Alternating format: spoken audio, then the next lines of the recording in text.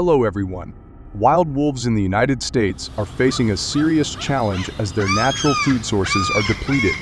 In 2023, a sharp decline in prey such as deer, elk, and rabbits has left these predators struggling to survive. The main cause is overhunting, with a recent report from the U.S. Fish and Wildlife Service revealing that the number of mule deer and snowshoe hares in western states was down 15% from 2022.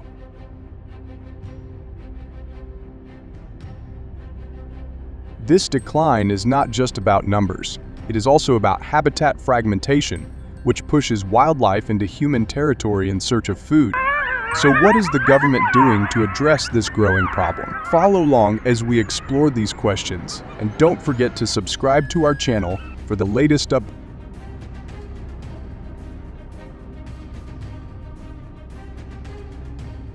In the United States, wolf attacks on livestock have surged, particularly in states like Montana, Idaho, and Wyoming. Over 8,100 attacks have been recorded, with sheep being the primary targets. More than 5,500 sheep have been attacked, leading to significant economic losses for farmers and ranchers.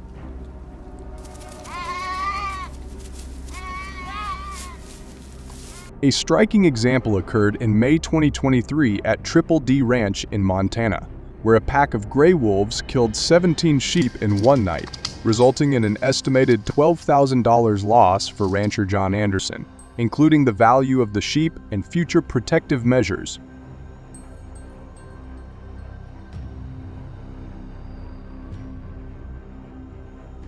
Beyond concerns about livestock, wolf attacks on humans are also alarming. In June 2023, a rare attack occurred at a campground in Minnesota where a wolf bit a camper sleeping in his tent. The man suffered minor injuries, but the incident alarmed the local community and highlighted the importance of managing interactions between wolves and humans to prevent similar situations from occurring in the future.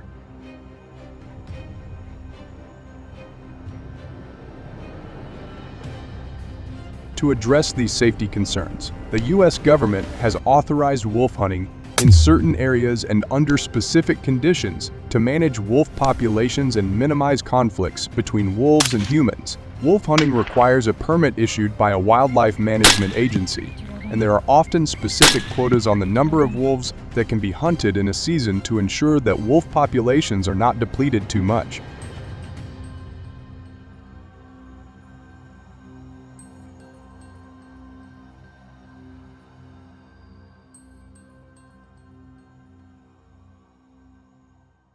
Hunters use several methods to locate and track wolves effectively, where key indicators include wolf tracks, which are generally larger than dog tracks, with aligned toes and visible claws.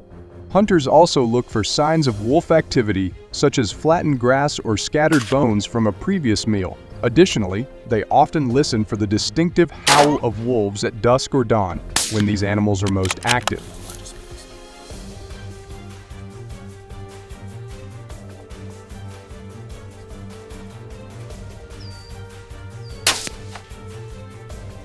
Choosing the right firearm is crucial for effective and safe wolf hunting.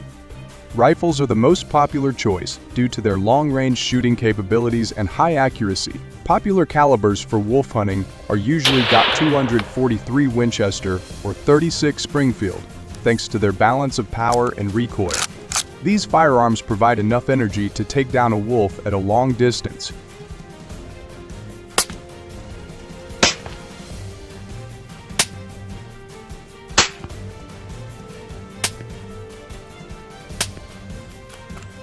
Hunters should also use a scope with good magnification to enhance their ability to aim accurately in different conditions. Equip themselves with GPS trackers and drones to monitor and track wolf movements from a distance. Wear camouflage that matches the natural environment to minimize the possibility of being detected by wolves.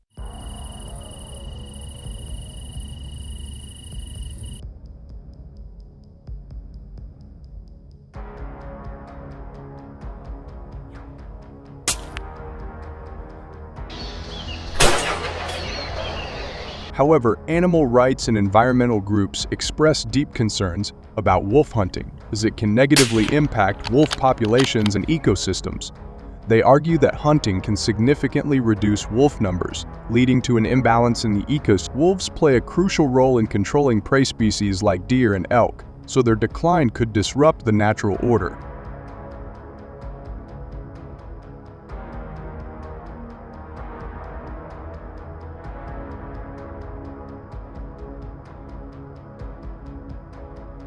Balancing wolf conservation and community protection is a challenging issue.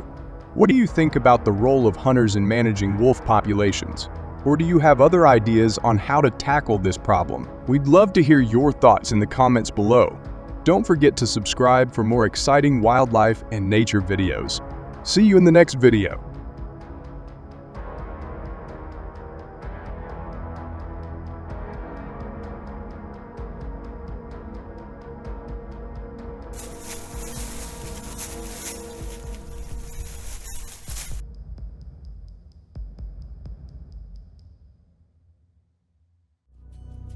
The intrusive behavior of feral monkey packs has become a significant concern in Florida, particularly when these animals attack humans, tourists, and livestock on farms.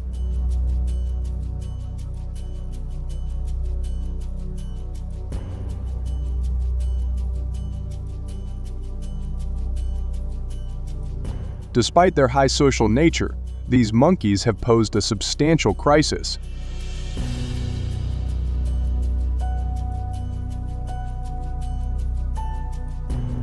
According to the Florida Department of Health, as of 2022, there have been 27 documented attacks by feral monkeys, including biting, scratching, and even throwing objects, making both humans and dogs victims. They also disrupt streets with brawls and food disputes.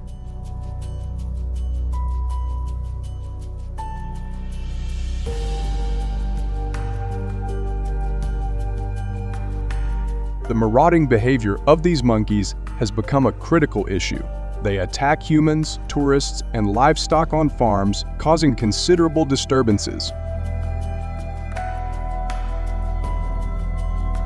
In urban areas and tourist spots, they incite fear and unease among residents and visitors alike. Their sudden appearances can be particularly alarming for those living near areas where these monkeys frequently roam.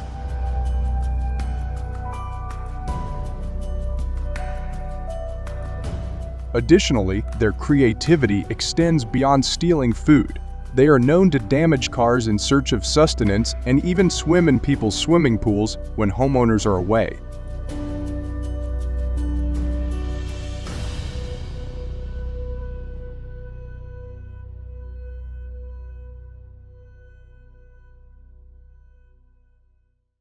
Participants in monkey hunting must meet several requirements, such as being at least 18 years old, possessing a Florida hunting license, and certifying ownership of hunting equipment. That's a hit.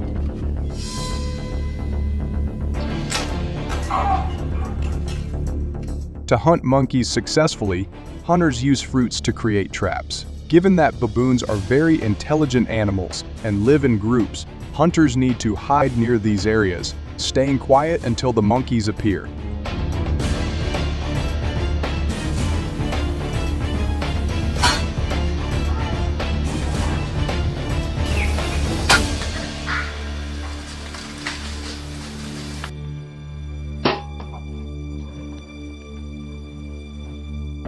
It is essential to remain calm and observe carefully before taking any action. Baboon hunting skills require flexibility and experience, demanding continuous practice and improvement. Would you like to go baboon hunting like this? If yes, leave number 1. Otherwise, leave number 0 and share your opinion in the comment section below. Your thoughts and feedback are valuable in addressing this pressing issue.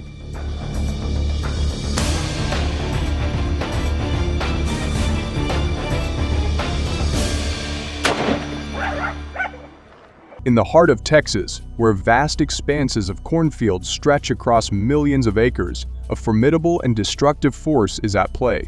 Millions of invasive feral hogs, also known as wild boars, are wreaking havoc on these fields, devouring crops and causing extensive damage. Let's delve into the challenges faced by Texas farmers, the strategies employed to combat the hog menace, and the broader implications for agriculture in the state.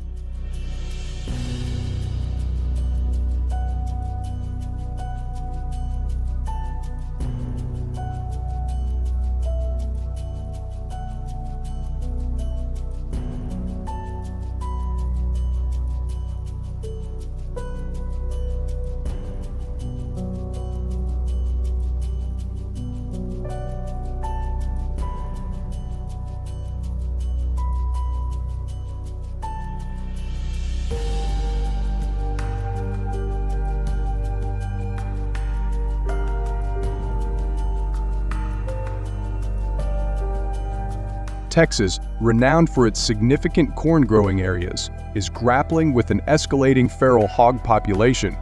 According to data from the United States Department of Agriculture (USDA), in 2022, Texas's corn acreage reached an impressive 10.7 million acres. However, approximately 1.5 million of these acres, accounting for 14 of the state's total corn acreage, were targeted by feral hogs. Entire fields of corn plants were leveled. Newly planted areas were ravaged, and the telltale signs of hog activity, footprints, and fur were omnipresent.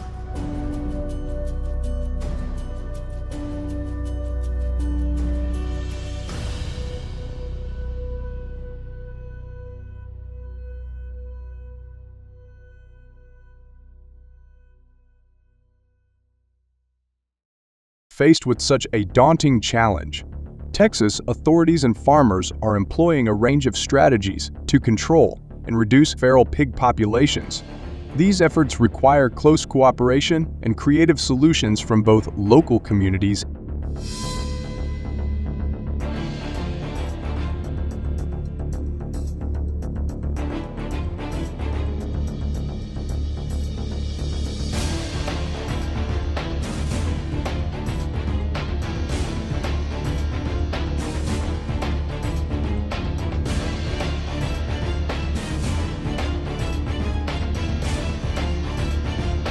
Daytime hunting is the most common and favored method for controlling wild boar populations. Hunters are given access to cornfields, where they use various types of hunting equipment to shoot wild hogs. This method is effective in minimizing damage and controlling the hog population. In central Texas, for instance, the first giant wild boar captured during the day in 2022 weighed an astonishing 680 pounds, with a market value of about $3,500 based on wild boar meat prices in Texas.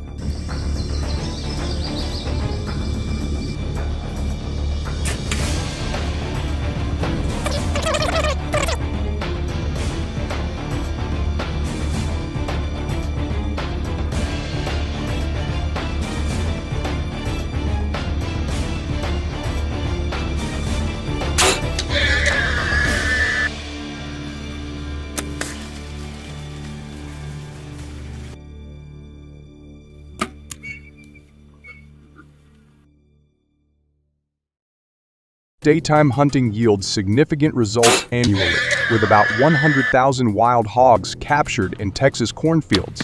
This number represents 15 of all feral hogs hunted in Texas each year. The visibility during daylight hours and the ability to mobilize quickly make this method a staple in the fight against feral hogs.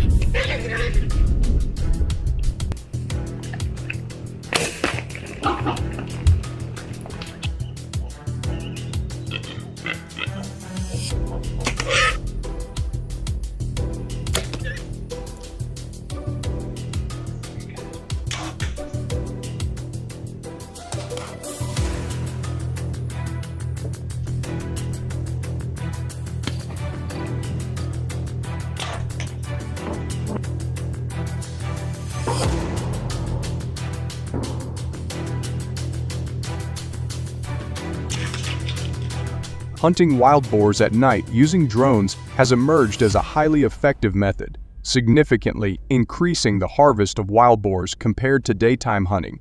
Drones equipped with infrared cameras allow hunters to observe fields and wild boar movements at night. High-intensity flashlights illuminate specific areas, making it easier to spot and target the hog.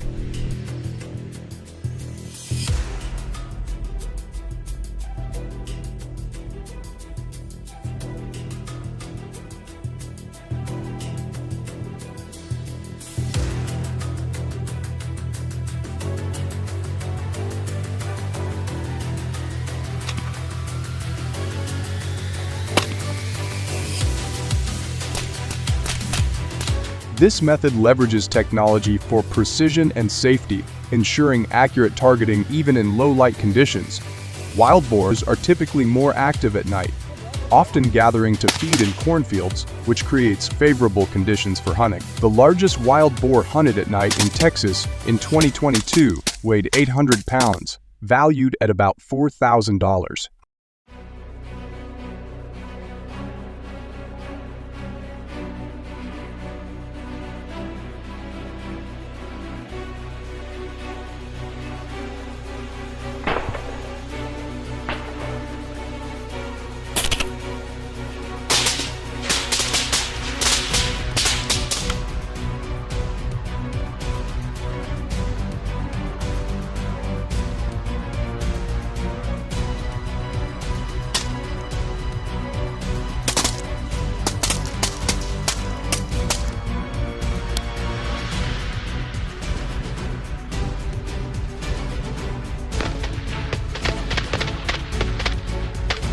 In newly harvested cornfields or areas preparing for the growing season, aerial hunting using helicopters is another effective method. Twin-engine helicopters are commonly used because they can carry more hunters and equipment, although single-engine helicopters are preferred in narrow or difficult-to-reach areas.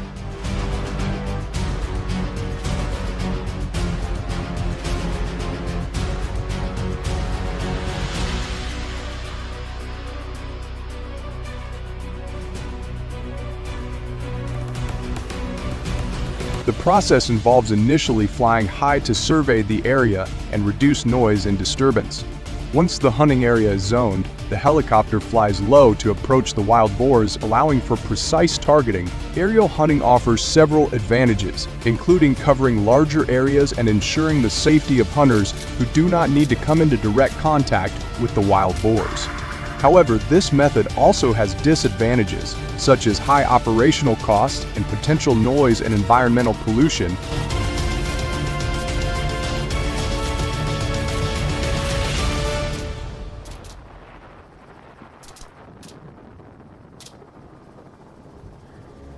The rapid increase in the wild boar population has led to more frequent intrusions into urban areas. This phenomenon is partly attributed to human actions, such as feeding wild boars, which encourage them to approach populated areas in search of food. Preventing such intrusions requires a multifaceted approach.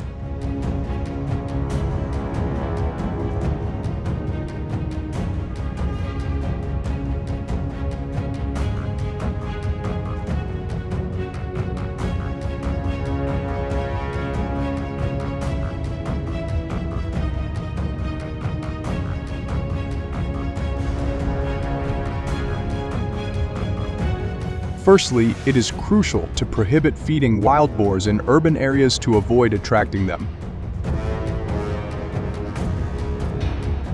Secondly, constructing barriers like fences around residential properties can prevent wild boars from entering and causing destruction. Wooden fences, in particular, offer an eco-friendly and cost-effective solution. They not only deter wild boars but also have additional benefits, such as promoting forest regeneration and being easy to maintain and replace.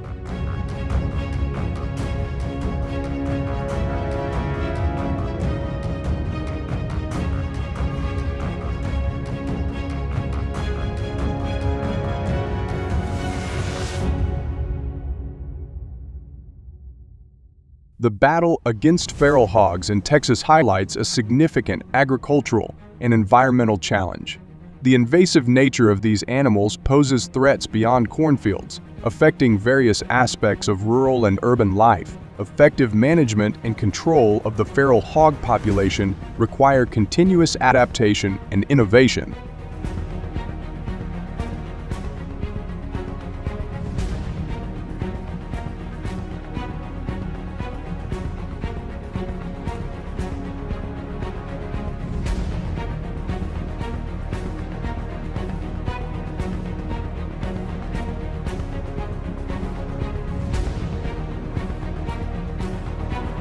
Addressing the feral hog problem necessitates a collaborative effort involving farmers, local communities, and government agencies.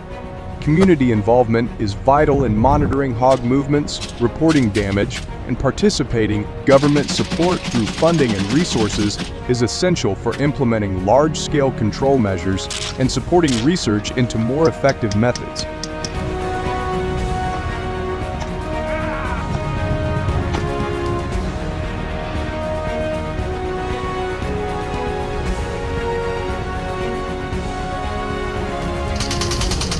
Advancements in technology, such as the use of drones and infrared cameras, have already shown promise in enhancing the efficiency of hog hunting.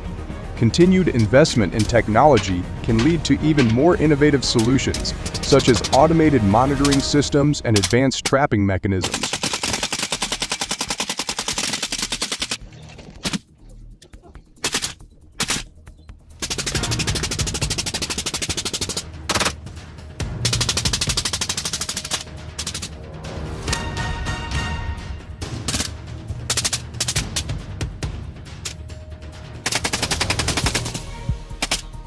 While controlling the feral hog population is critical, it is equally important to consider the environmental impact of various control methods. Efforts should be made to minimize ecological disruption and promote sustainable practices. For example, using eco-friendly materials for barriers and adopting non-lethal control measures where possible can contribute to a balanced approach.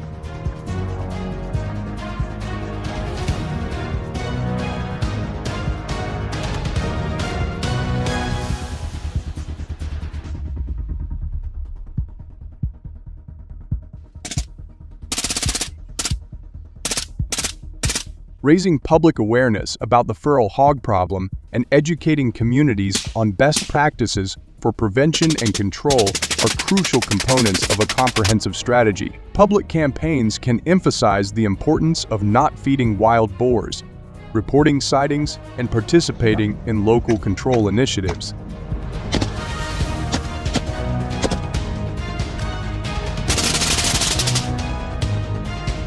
For more insights and updates on how farmers are dealing with this pressing issue, please watch our video and don't forget to like, share, and subscribe to our channel. Together, we can support the efforts to safeguard our agriculture and ensure a prosperous future for Texas's farming communities.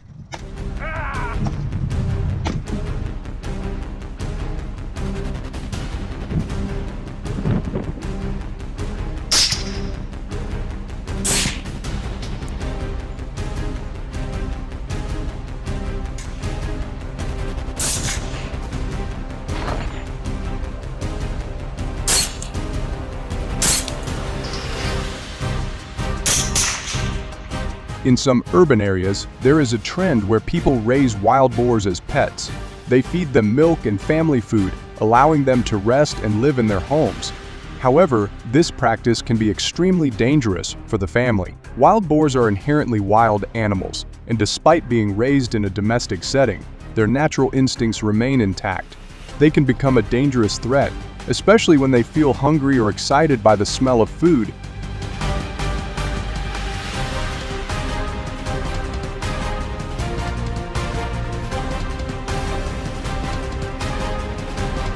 Trapping is another method used to control wild boar populations. Various types of traps, including cage traps and corral traps, are employed to capture wild boars. Once captured, the wild boars can be relocated to less populated areas or euthanized humanely if necessary. Controlled hunting under regulated conditions is also a viable option for managing wild boar populations. However, it is essential to ensure that hunting practices are ethical and sustainable.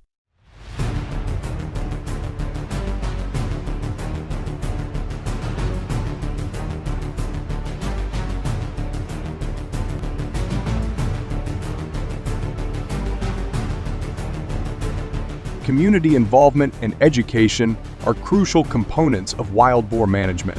Public awareness campaigns can educate residents about the dangers of wild boars and the importance of proper waste management. Communities can also participate in monitoring wild boar activity and reporting sightings to authorities. By working together, communities can create safer environments and reduce the risks associated with wild boar encroachment.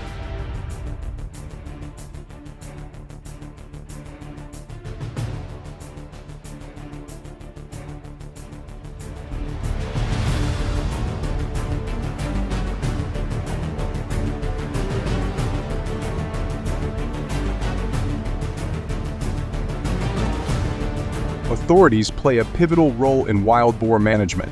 This includes enforcing regulations related to hunting, trapping, and habitat modification. It is also essential for authorities to respond promptly to wild boar sightings and incidents. Implementing policies that promote sustainable agriculture and responsible waste management can also help mitigate the wild boar problem. Collaboration between government agencies, farmers, and communities is key to developing and implementing effective wild boar management strategies.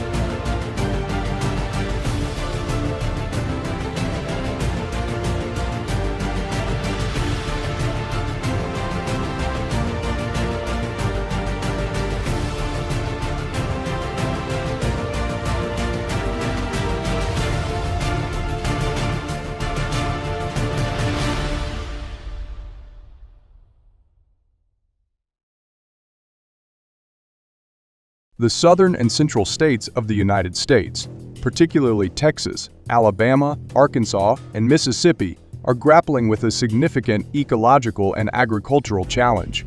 The invasive wild boar population. These feral swine cause extensive damage to crops, natural habitats, and infrastructure, prompting communities and state authorities to seek effective control measures.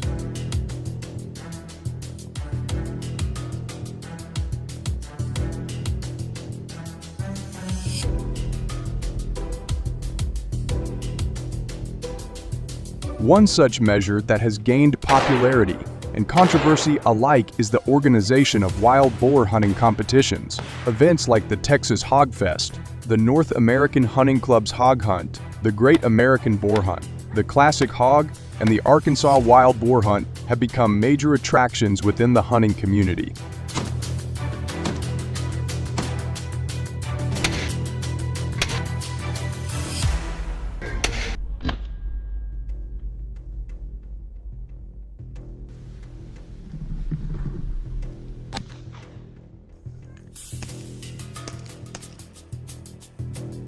Wild boar hunting competitions are designed not only as recreational activities, but also as practical measures to manage and reduce the feral swine population. These events draw thousands of hunters from across the country, all eager to participate in the thrill of the hunt and the chance to win significant prizes. Among these competitions, the Kill Them All contest in Texas stands out for its intensity and the media attention it attracts.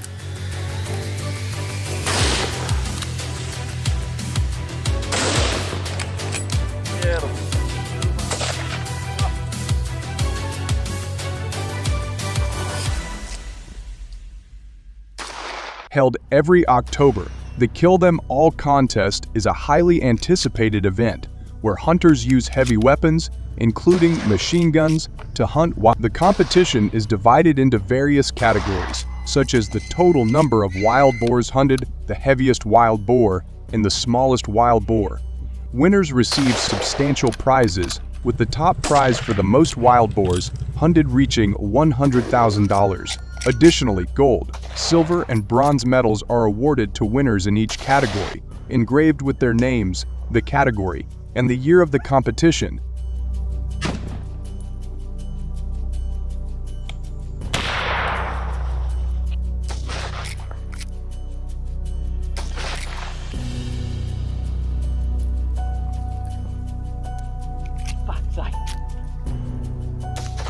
Beyond its role as a sporting event, the Texas Hog Fest serves a crucial environmental function.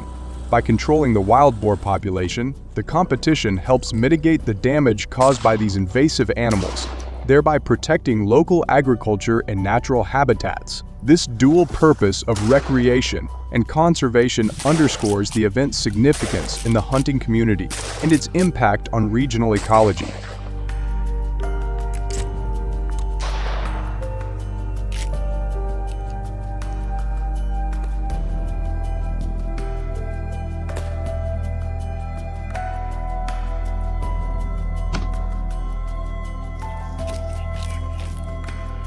These events, while helping to control the feral swine population and supporting local economies, also raise important questions about humane treatment and sustainable practices.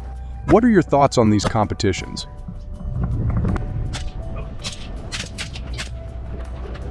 Do you believe there are better alternatives for managing wild boar populations? We'd love to hear your insights and suggestions. Please share your comments below, and don't forget to like, comment, and subscribe to our channel for more from Quite Farming Documentary. See you again in the next videos.